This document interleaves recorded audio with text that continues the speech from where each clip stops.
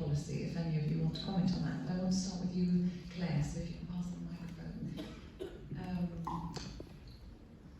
Claire, you need to tell us more about the hormonal interplay, and in particular there was a question that actually came from some of the other panellists here about the link between reproductive health and metabolic health, and this attitude of I only eat like this because of my hormones, I'm on my period at the moment, so that's when I eat like that.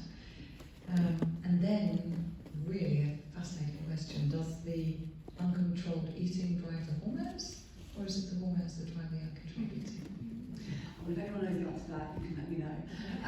Well, I found what Ben was saying yesterday, he was talking about how the ovaries are so highly sensitive to the insulin, and so that reproductive health being connected to metabolic health. But of course, it's not just the ovaries, it's not just women that are going to struggle there, it's also the estrogen receptors in men. So when we start to look at this, I kind of see that there's these 4 areas, and what we get as coaches that you don't get in clinical experience is we get time with our clients, we get people who are really self-motivated, coming along, paying for sessions, and we have time, so we can break this down and go on a journey with them where we can explain all of this. It's not just, okay, well, I'm a psychiatrist, I'm doing great stuff, and I'm dealing with this here, and this is the answer to your problem here. We get to look at this from a very whole health perspective.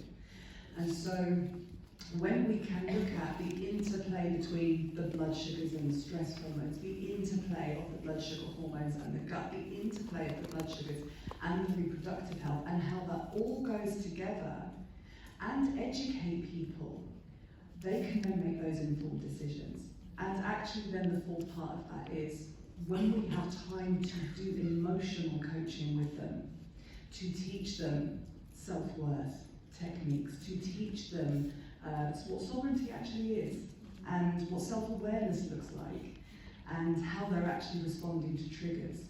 When it's dealt with in this, it's a longer journey, and it's more relaxed, and it's the gift that we have as coaches. That's when we can start to really unpick it. So whether it's